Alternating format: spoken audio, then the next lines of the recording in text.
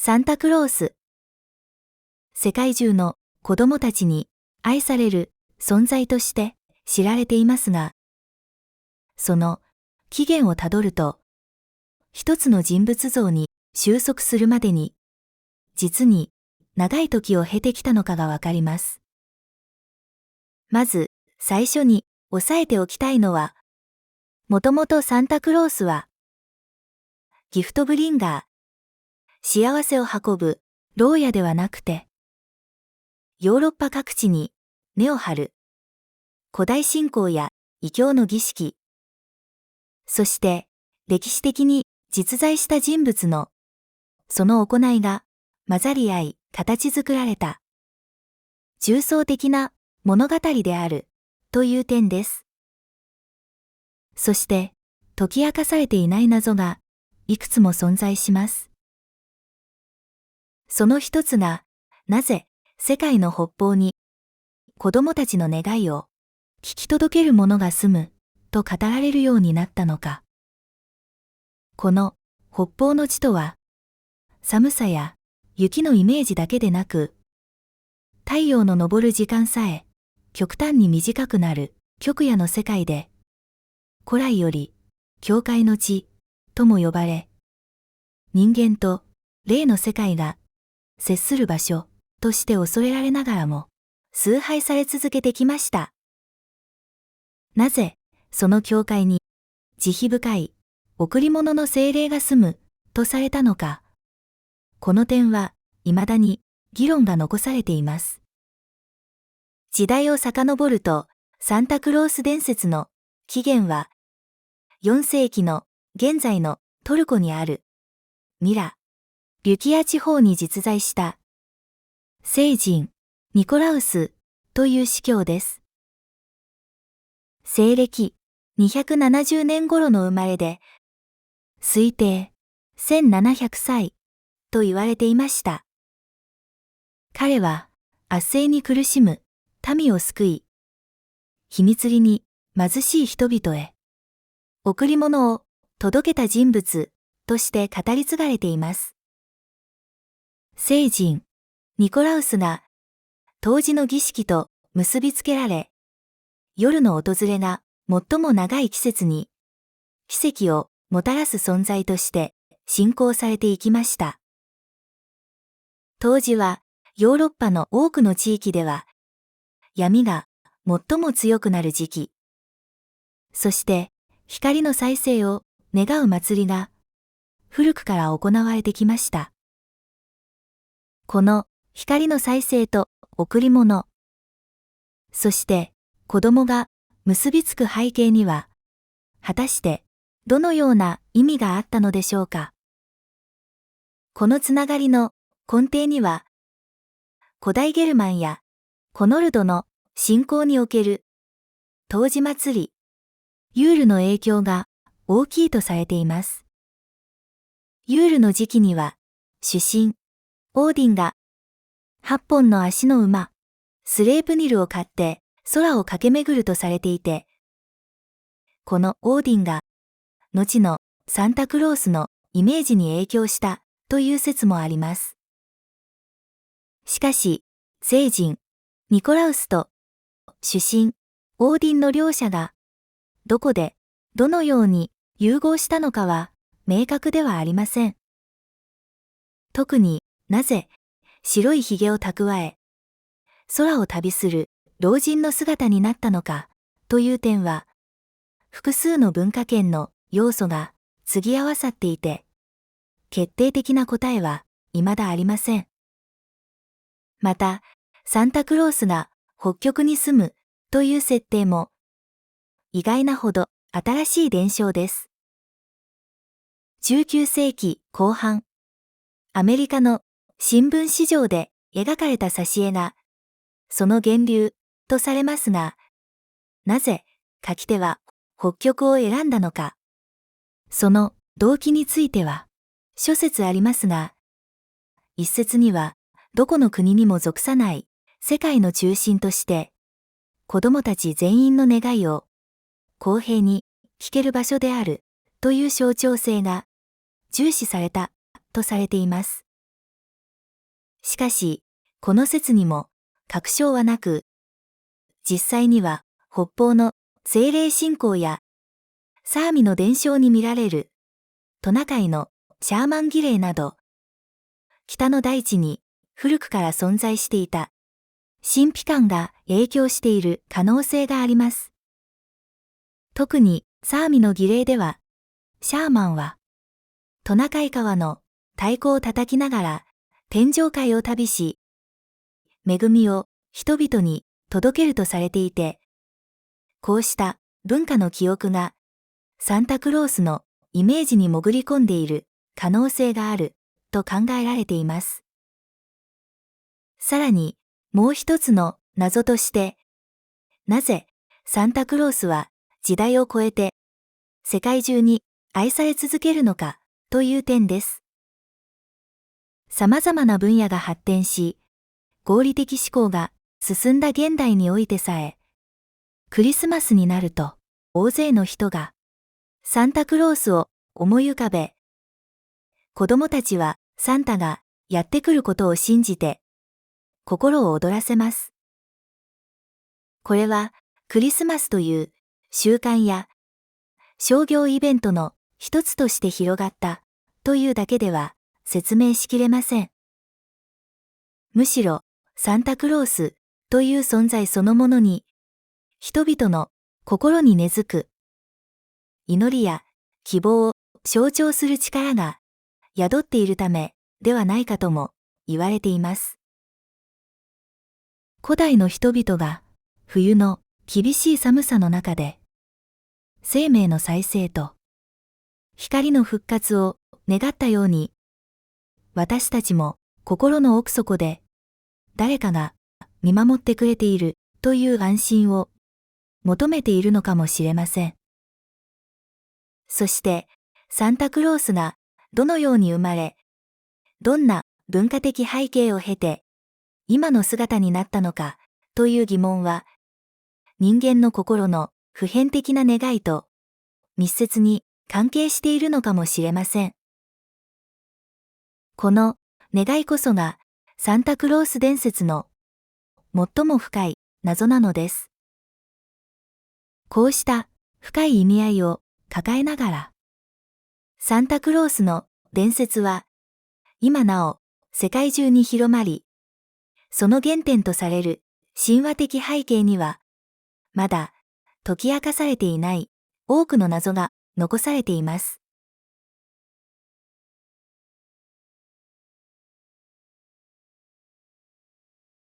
北の空の彼方。吹きすさぶ雪と氷の原を越えた先に、永遠の静寂の森と呼ばれる土地がありました。その森には、人の旅によっても、獣たちの訪れによっても、足跡が残らないほど深い雪が積もり、昼でも薄闇が漂っていました。そして、その中心には、人々が伝説の大路と語り継ぐ巨大な暖炉があり、そこには年を取らない一人の老人が暮らしていたのです。老人の名はニコラ。後に世界中でサンタクロースとして語り継がれる人物ですが、その頃の彼はまだ人間なのか精霊なのか誰にもわからない存在でした。彼の周りには時折光の粒が舞い、その光はまるで意志を持つかのように彼の肩や手のひらに寄り添っています。森の精霊たちが彼の優しい気配に引き寄せられていたのです。ニコラが暮らすこの北の大地では、人々は厳しい寒さと戦いながら生活していました。冬は長く、夏は短い。畑は思うように実らず、子供たちが飢えることもしばしばでした。それでも人々は互いを思いやり、助け合い、祈りを捧げながら日々を生きていました。ニコラはそんな人々の暮らしを遠くからただ静かに見守っていました。しかし彼には一つだけ心に引っかかるものがありました。なぜ人は自分のことより他人の幸せを願うのだろうか。なぜ子供は知らない誰かからの贈り物に心を躍らせるのだろうか。その問いは長い間、彼の胸の中で熱を持ち続けながら、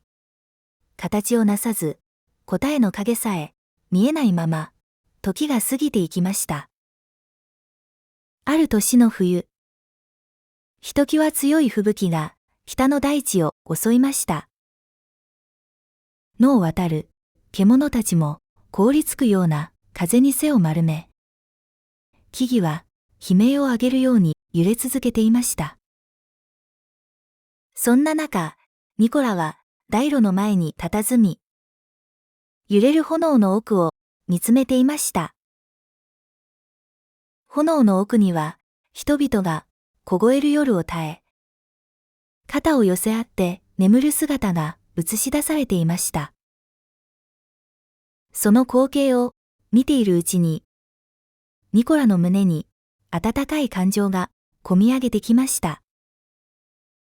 それはまるで遠い昔に抱いていた記憶が蘇るかのような感情でした。彼は炉の横に置いてある古い木箱を開きました。そこには人々から託された小さな木彫りの人形や子供たちが描いた絵、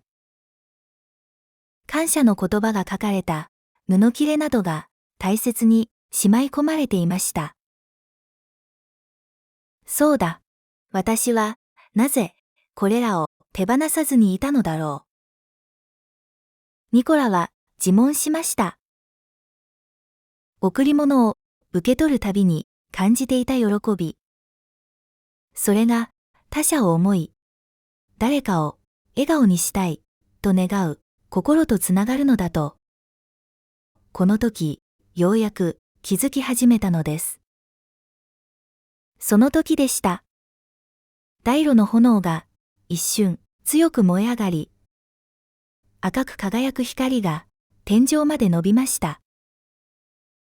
そして炎の中からふわりと雪のように光る小さな影が現れました。それは森の精霊の一体で、長い耳と短い腕を持つ小さな生き物でした。後にエルフとして知られる種族の最初の姿です。ニコラ、お前の心がようやく一つの形になろうとしている。精霊は囁くように言いました。人々は寒さと飢えに苦しんでいる。それでも互いを思い続ける心は世界のどんな光よりも温かい。お前の役目はその心をさらに強く灯すことだ。お前にしかできないことがある。ニコラは驚きながらも精霊が告げた言葉に耳を傾けました。お前が持つ力は与える心そのものだ。お前の贈り物はただの品ではない。心の灯火を運ぶ役目を帯びる。だから世界へ行くのだ。最も困難な夜に人々へ光を届けてほしい。精霊の声は吹雪の音と溶け合い、まるで風そのものが語りかけているようでした。ニコラは少しの間沈黙しました。自分の力が何をもたらすのか、まだわかりませんでした。しかし、胸の中にごく小さく、しかし、確かな炎が灯るのを感じたのです。それは、古い木箱にしまわれた、ありがとうの言葉たちが燃料となって生まれた、優しく強い光でした。行こう。誰かを思う心が少しでも力になるのなら。ニコラがそう言うと、精霊は嬉しそうにうなずきました。数日後、精霊たちの魔法によって、一頭の大きな白いトナカイがニコラの前に現れました。角には雪明かりが宿り、その瞳は夜でも遠くの星を見つけられそうなほど澄んでいました。イルベスと名付けられたそのトナカイは、北の大地で生まれ育った風の精を宿す特別な存在でした。精霊たちはニコラのために雪より軽くほのかに光るソリを作ってくれました。ソリはニコラの心の色に合わせ、時に赤く、時に金色に輝きました。人々は、お前が届けるものによって、希望という名の火を胸に灯すだろう。その火が世界を照らす。だから恐れるな。夜は暗いが、お前の行く道は輝きに満ちている。精霊の長が言うと、ニコラは深くうなずきました。こうして、ニコラの最初の旅が始まりました。それは、世界で最も暗く、最も長い夜の出来事でした。吹雪が渦巻き、冷気が命を奪うほど鋭かったその夜。ニコラは星の導きに従って、北の大地を駆け抜けました。彼が最初に訪れたのは、雪に閉ざされた小さな村でした。村の家々の窓は明かりを落とし、寒さに震える子供たちが毛布にくるまっていました。ニコラは静かに彼らの家の前に降り立つと、そっと戸口に小さな灯火と手作りの木の人形を置きました。すると不思議なことに、灯火は消えることなく、家の中を優しく温め始めたのです。翌朝、子供たちは戸口の贈り物を見つけ、目を輝かせました。寒さで沈んでいた村には、笑顔が戻りました。それは、まるで長い夜に差し込んだ、最初の朝日のようでした。その日から、ニコラの旅は続きました。雪原を越え、山を越え、凍った川を渡り、多くの人々のもとへ贈り物を届けました。その旅の途中、ニコラは、たくさんの出来事に出会いました。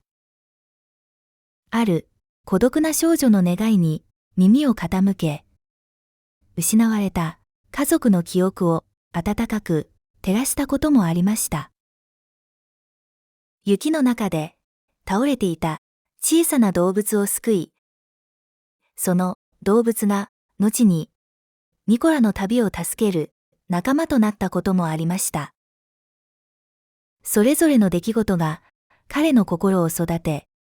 贈り物に宿る力を大きくしていきました。そして時が経つにつれ、人々はいつしか最も長い夜に心を灯す贈り物を持ってくる老人の話を語るようになりました。それが各地へと広まり、姿や形を変えながら、やがてサンタクロースという名へとつながっていったのです。ニコラの旅は今も続いています。永遠の静寂の森の大路は今も燃え続け、そこで温められた光は世界中へ届けられています。人々の笑顔と感謝の心がその光を絶やさぬ燃料なのです。そして聖霊たちが語る最後の言葉があります。サンタクロースとは送る人ではない。人々が互いを思う心そのもの。その心が続く限り、彼は消えない。どれだけ時代が変わっても、世界がどれほど暗い夜を迎えても、人々の心に灯る光は決して失われない。北の空に赤い輝きが走る夜。それはニコラが今日も誰かの心に灯火を届けに行く印だと言われています。そしてその光を見た誰もがほんの少しだけ優しさを思い出すのです。この物語はここまでです。サンタクロースは4世紀頃、小アジア、現在のトルコに実在した聖人ニコラウスがモデルとなっています。彼は貧しい人々や子供たちにこっそり贈り物をすることで知られていました。エピソードとしては、借金を抱えたかつての豪商が3人の娘たちを売り飛ばそうとしたところ、金貨の入った袋が煙突から投げ入れられたので、娘たちは身売りされずに済み、持参金まで用意できたので、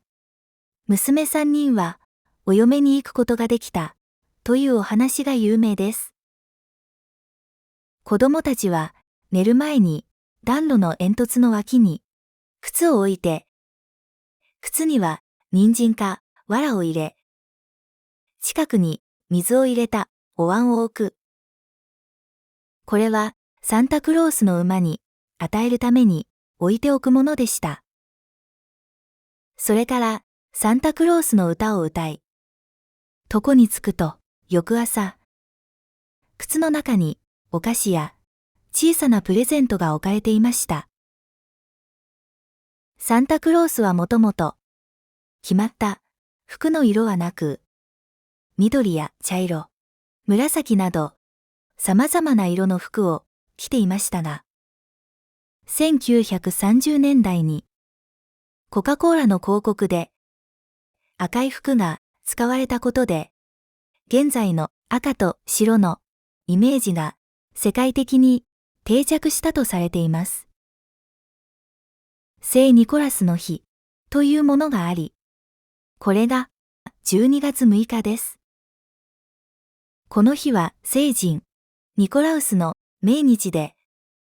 これがなぜクリスマスが12月25日になってしまったかというと、もともとは12月6日の前日、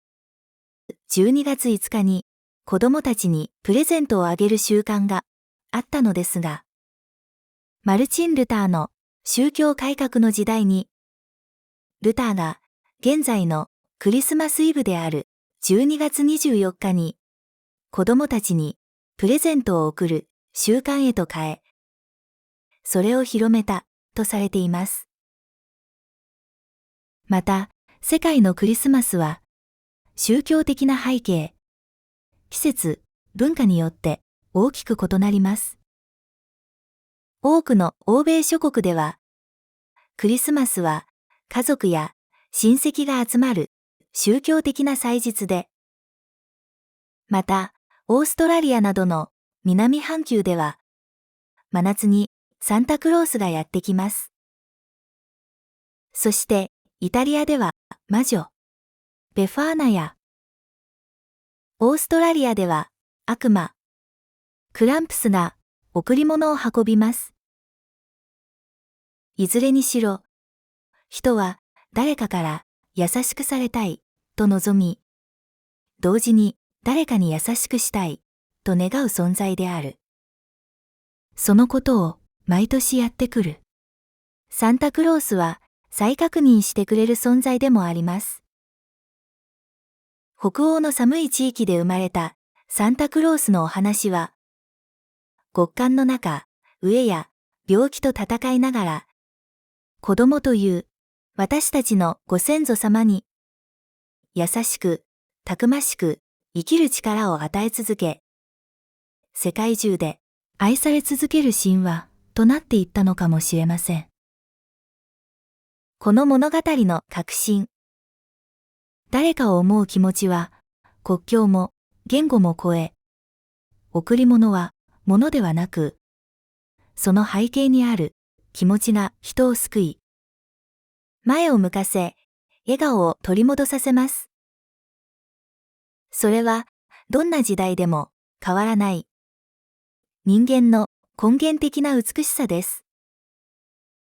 サンタクロースは赤い服を着た老人ではなくて、私たち一人一人の中に宿っています。私たちができることは、この物語が教えてくれる、心の灯火を日々の中で絶やさないこと。そして、その光を、そっと隣の誰かへ渡していくこと。そうすれば、どれほど長い夜が訪れても、私たちは必ず明るい朝へとたどり着くことができます。サンタクロースの伝説が語り継がれてきた道のりのように、私たちの未来にも温かな光が続いていくことを願っています。農林水産省が公式 X に投稿したクリスマスには鮭を食えというフレーズが2021年 SNS 上で話題となりました。このフレーズを投稿するきっかけとなったのは2018年12月23日、東映が制作した特撮テレビドラマ怪盗戦隊ルパンレンジャー対警察戦隊パトレンジャーに登場した怪人キャラクターサモン・シャケキスタンチンが発したセリフによるものです。クリスマスといえばチキンという印象を塗り替えようと、ノーチキン、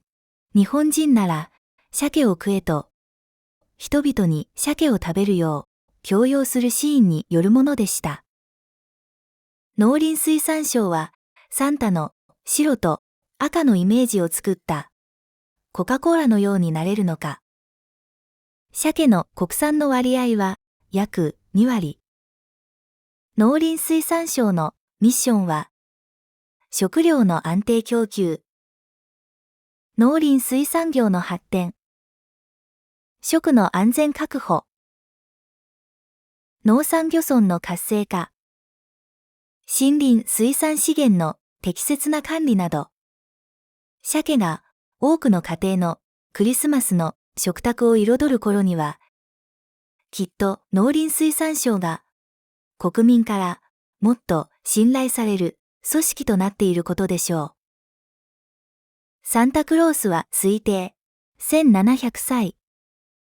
サンタから見れば私たちは皆子供。そして紛れもなく皆無垢で心の清らかな子供だった。毎日が特別な日。そしてそのことに気がつくための特別な夜。